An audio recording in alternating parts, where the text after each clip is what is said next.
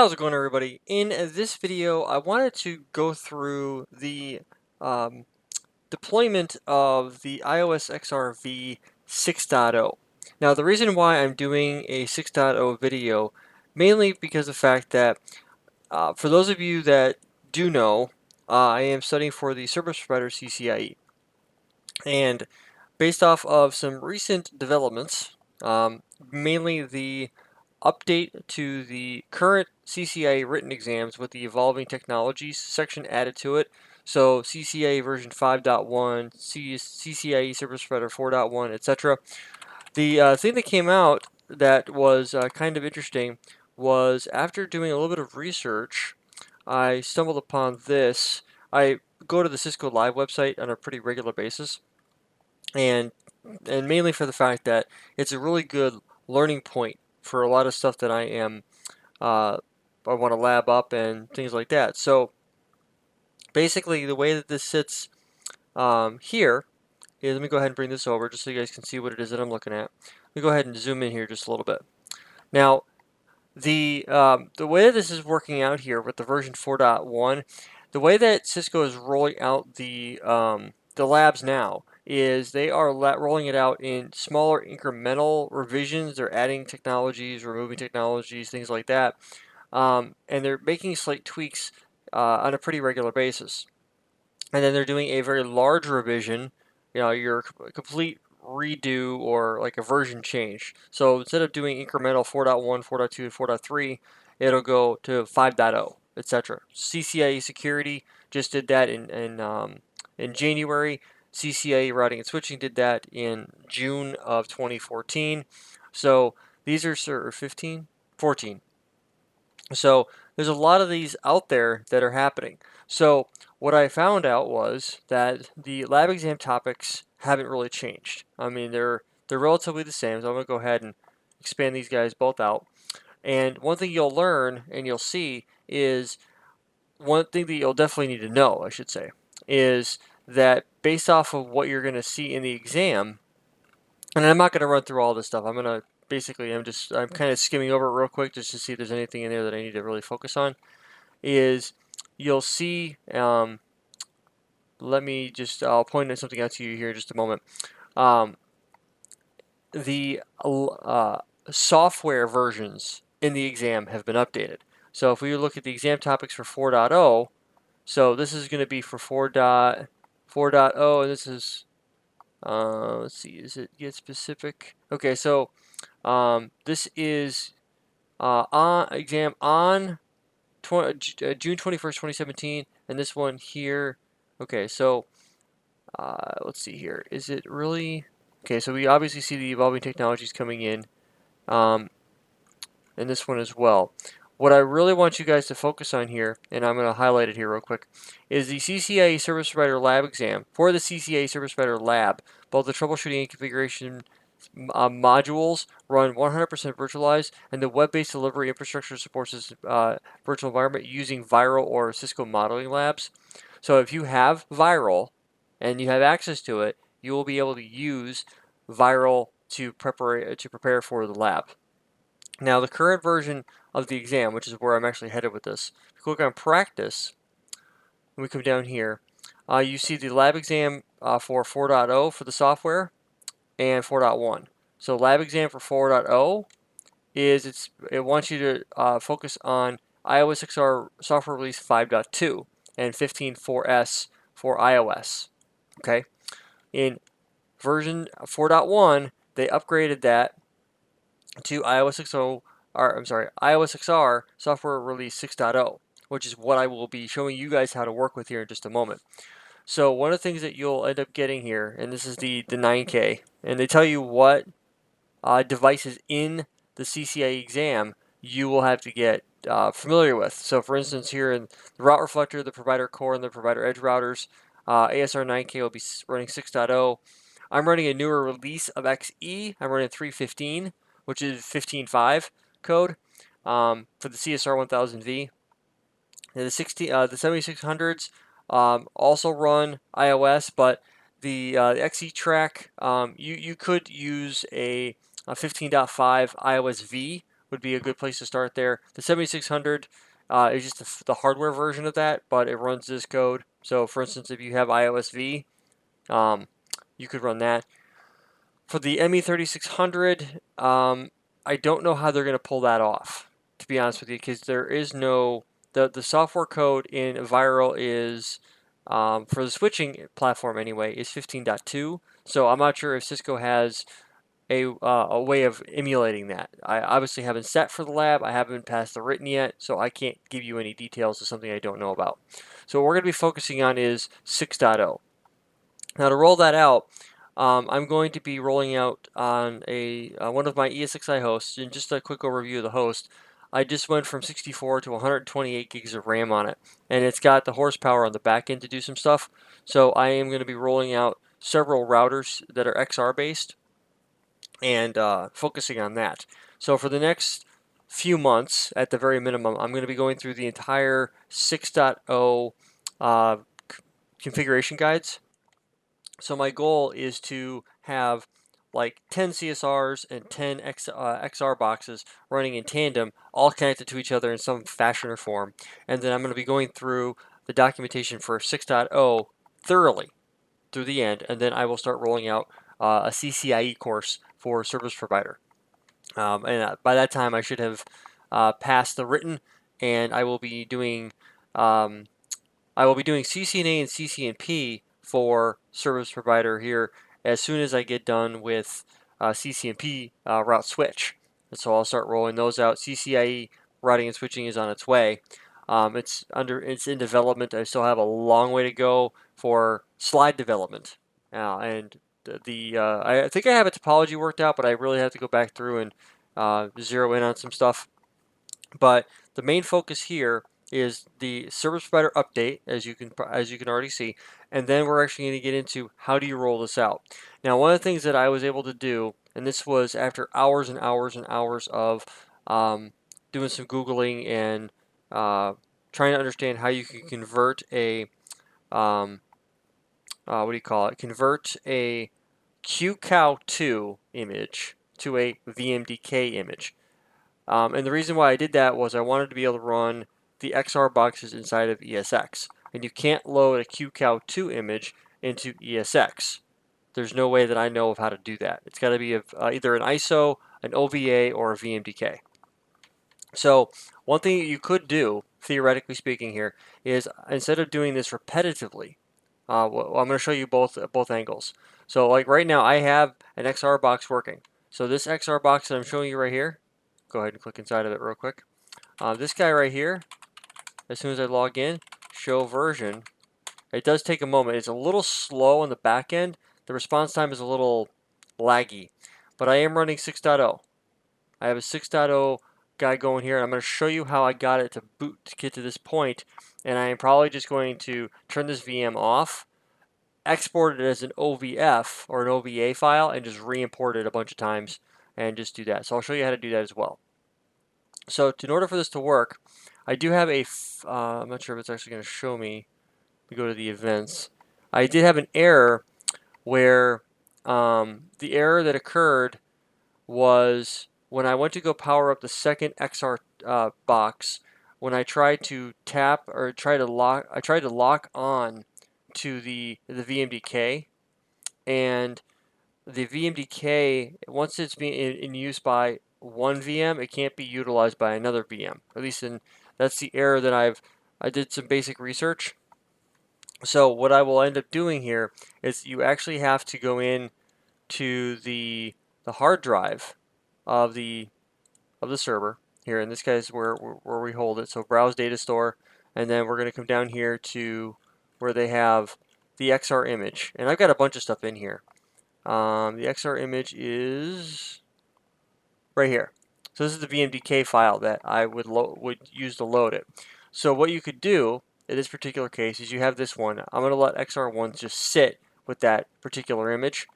What we could do is, and normally this is how you would do this, you would actually create a file and then upload the folder. So if we on the root of the data store, come in here and type in XR2 and click on OK, and it says it already exists. So if we were to go, let's go ahead and just close this out real quick and go down here, and we're going to right click and delete from disk. Yes, that's fine. We're going to go up to the data store again, browse data store. We're going to go ahead and create a folder, call it XR2, click OK. And then under here, once we put them in order here, XR2, we double click inside of here. Let's see here. All right, so now we're inside of XR2, and then we can upload the file. The file I'm going to show you here is going to be, I had it.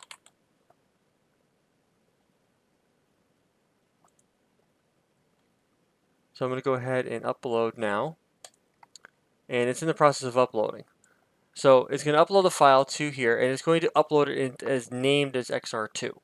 Now, once this is done, we'll be able to move to the next level, which is going through and getting the details in place. So you have to give it different files, or I'm sorry, different folder. You give it a different folder, it knows how to lock onto it.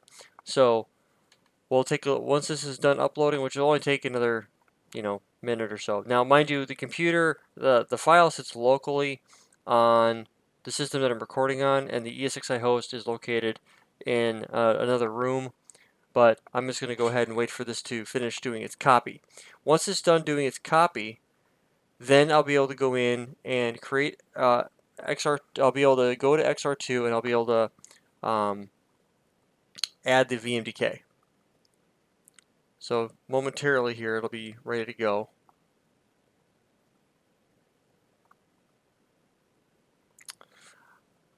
Once I get this up and running and I've proven that XR2 will work, I will then go ahead and show you guys how to export an OBA.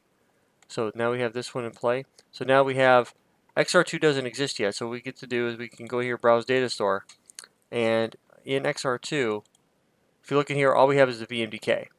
So what I'm going to do now is I'm going to right click here and go new virtual machine and click next, XR2, and I'm going to go in SAN1 next, and then other 64-bit next, put it in VM network next, thin provision it so it doesn't take up much data, and then finish. So now it's done creating the virtual machine. Come down here to XR2. Now we go to XR2. Now we're in underneath the VM itself. We click on Edit Settings. We have to do a few things in here. For one, I go ahead and over here on the memory size, I click on gigabytes and I bump this up to 3. And then I click on the Add button. I click on Hard Disk. Click Next. I want to use an existing virtual disk. I click on this guy, go Next. I choose the file path, which is SAN1. And then I go in here and I put these in order. I go to XR2, way on down at the bottom. XR2, and then I grab this file right here and click on OK. Click Next, and I just finished through. I'm going to also add in a serial port. So click on serial port, click Next, connect via network, Next, click on server, and then type in the IP address of the ESXi host. So in this case here, it's going to be telnet : // and if I can spell telnet right, :// and then 10.255.1.80. You can put in whatever IP address you use, and then 9002. Click Next, finish, and click OK. And then once that's done, which now it is, I can go ahead and right click here, power on. Powered on OK. We're going to come over here. I'm going to click on XR2, go to Edit, and I'm going to change this to be 9002. Enter, and then I'm just going to go ahead and double click, and then it should launch momentarily. Now, I do have some other things in the background, like I've allowed Telnet to come through the firewall. I've allowed all that stuff to happen, and I'll show you that here real quick how that would work. But this will allow me to run 6.0 code by having a VMDK. Now, if you've got the VMDK or you have the OBA file, you can pretty much, disregard everything that you've seen so far. but if you have a, like for instance, if you have the QCow2 image, which is the only thing that I've been able to find on the Viral website, which is actually when you log into Viral, or to the Viral site, and you go to download the images so you can upgrade the code, the only thing that's available is QCow2.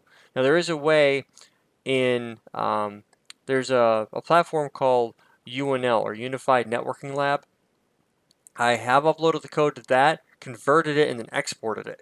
And that's how I was able to get this to work. So I did do some other stuff like mounting it and changing the file type, and it was real kludgy. There was no real straightforward operation to it. So it wasn't until I went through and just started watching, there's no documentation really, in my opinion. It's very the documentation, it needs a lot of work, especially for myself not being a Linux user. I don't really know Linux that well, or at all really. So for me, it was a large struggle to get this stuff to work. So now that I have it to this point, what I'm going to do is I'm going to go ahead and show you guys. I'm going to go to XR1, and this guy here is this is the base configuration, right? What I'm going to do is I'm going to come here to XR1. Not sure why it's giving me the spinny thing. I'm going to right click here and I'm going to say power and power off. Yes, that's fine. And now what I want to do is I want to go ahead and I want to click on here and I want to go to File and Export. So now that I've got the VM turned off and I've got all of its settings, I can go to Export OVF Template. I'm going to say Export OVF Template, and then what do I want to call it? So I'm going to type in XR OVA. I'm going to come down a single file OVA, which means it's going to be an archive file, or you can do a folder of files or an OVF. Either way works. I'm going to drag this off screen, and I'm going to change its file path to something else. I have a location somewhere else in my network that I want to leverage. And I don't know how big the file is going to be. I can only assume that it's going to be quite large. And if we go back to this guy here, this XR1 that you see is on another ESXi host. I'm going to click on XR2, and this guy's still booting up. It does take a solid, on average, depending on your the resources you give in the box, 5 to 10 minutes for this guy to boot. So I'm on my other monitor. I'm going to be expanding out where the stuff goes. So let me go ahead and find that folder real quick. OVAs, and did I select the right folder? I did. And okay. So now I'm exporting the file, XR OVA, and then once that gets exported, and that's going to be done locally. Actually, what's nice is the ESXi host and the file server that I'm sending it to are actually physically in the same rack. So that should migrate pretty quick. I'm going to bring this guy back over. Like I said, this does take some time to boot. So if you're in a hurry, I would recommend you boot it up, let everything get settled, and then, boot it up, go grab a cup of coffee, what have you, and then come back in about 5 minutes, 5 to 10. Now there's the initial boot up like you see right now, and then there's an additional system configuration.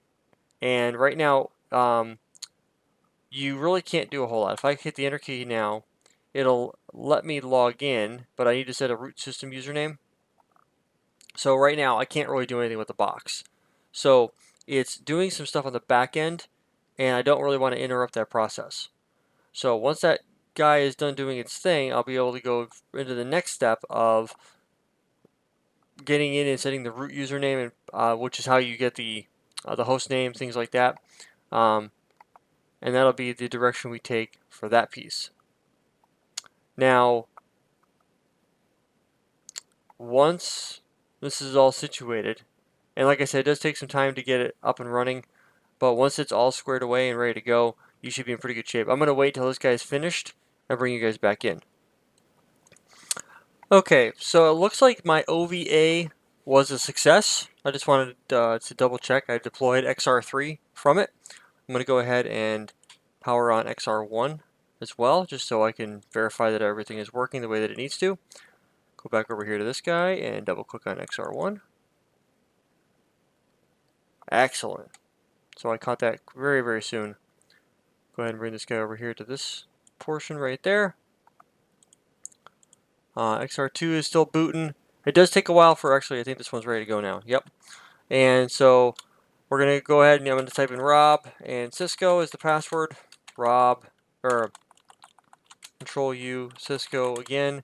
And then it's going to take a couple of moments for it to pop up, and then it will allow me to log in. XR3 is in the process of booting. XR3 is actually the OVA that I just created from XR1. So it's actually pretty cool, the options that it gives you.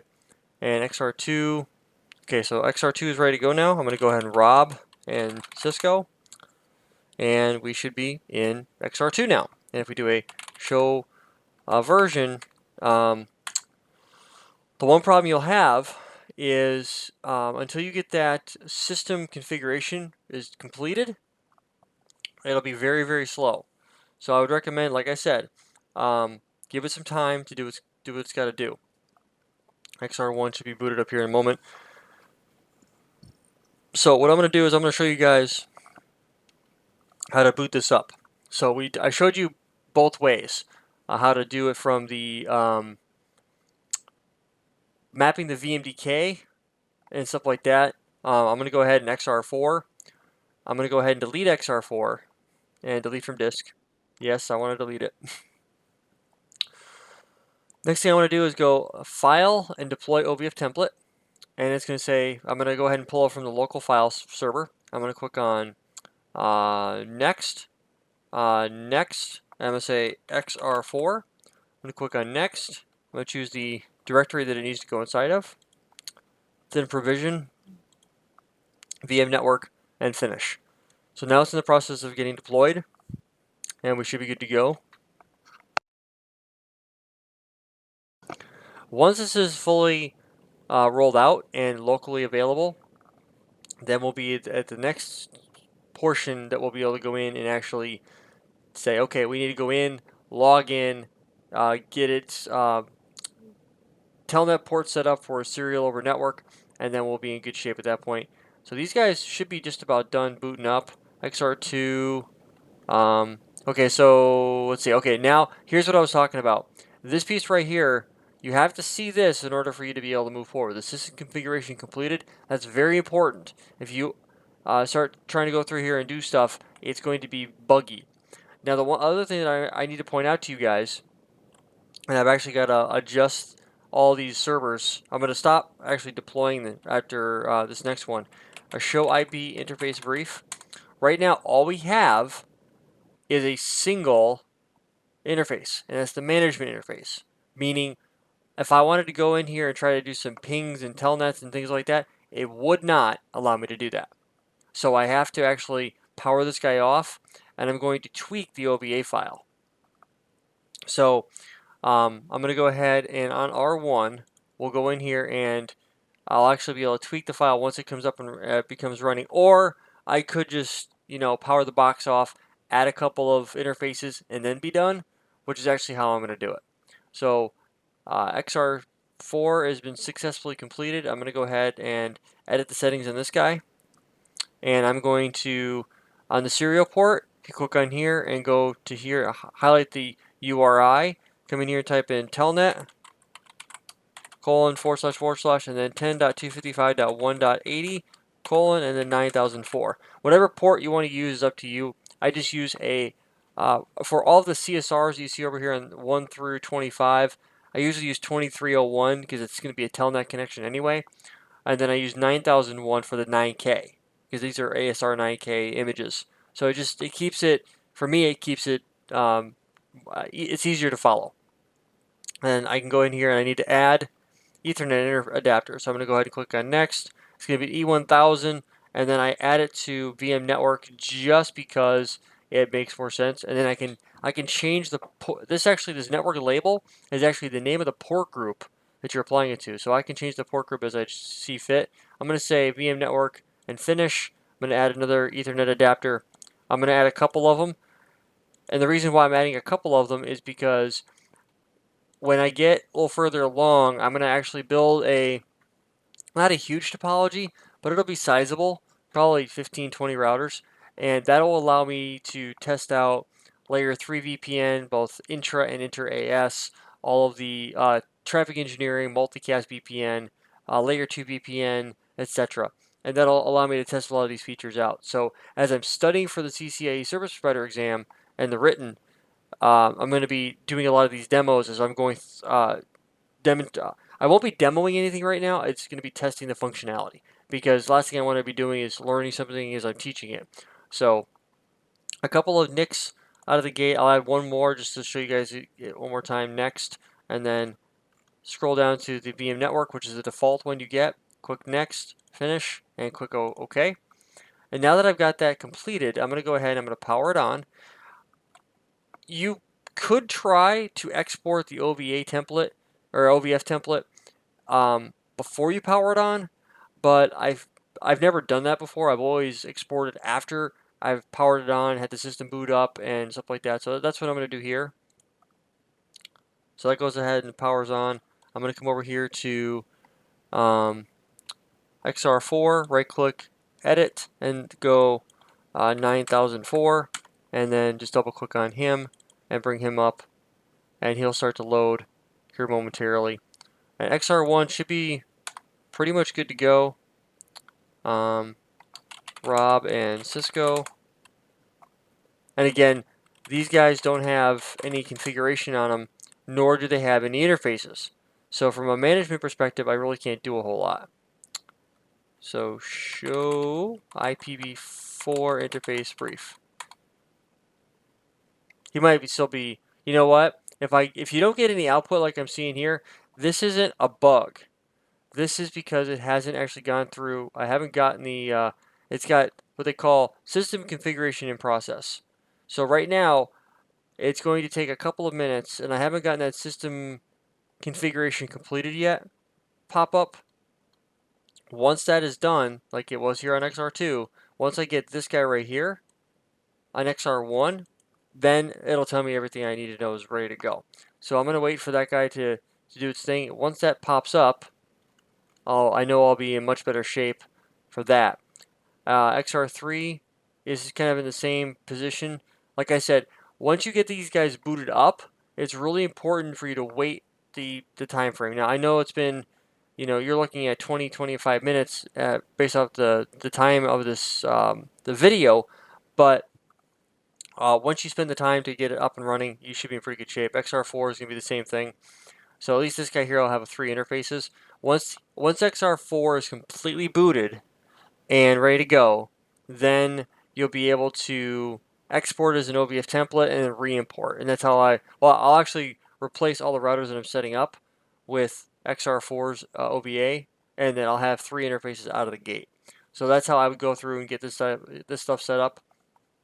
Now, I know people are going to, if you're still watching this video, and I did this kind of on purpose, if you're still watching this video, if you didn't pay for the iOS image like I did, I pay a yearly subscription for the viral images. I can't give you the image. If you find it on your own, that's on you. And I can't control or condone anything that you do. But if you go out and you find the image and you download and you use it, okay, great. I don't want to know how you got it.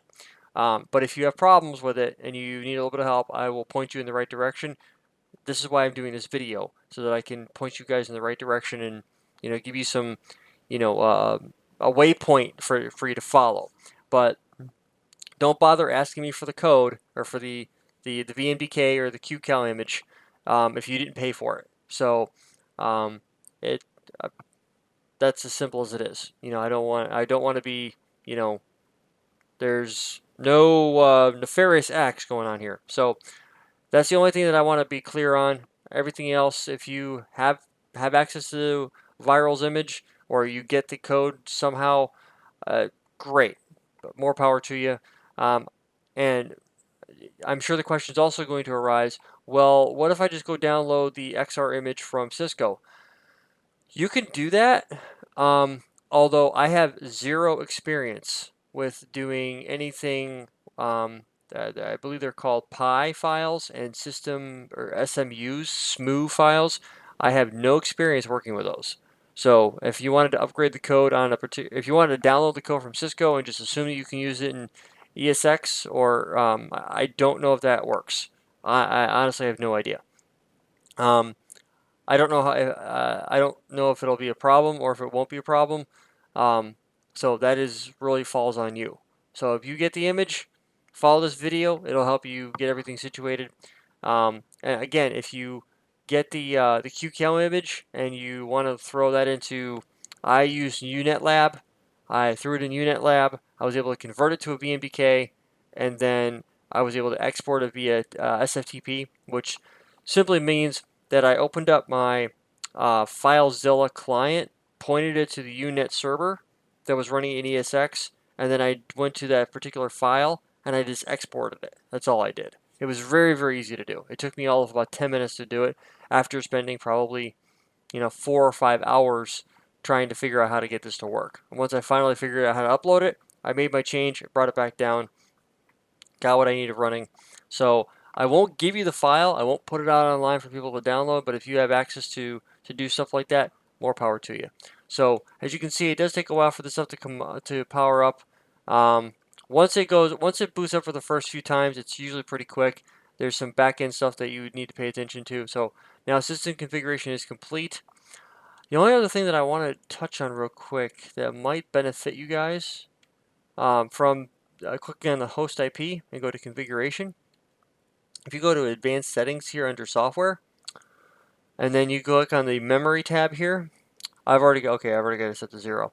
This memory allocation guest large page, this will allow you to allow multiple VMs to share paging files for memory space. So you'll be able to get a little bit better allocation out of that. And there's CPU stuff here as well, but I've never really monkeyed with the CPU thresholds. I don't want to go in here and tell you to monkey with stuff. But on the memory tab here, I usually put the memory allocation guest large page to 0, even though by default it's set to 1. I usually get somewhat better utilization out of the device. So you guys have been awesome. Thank you so much for your time and your patience. And until next time, guys, take it easy.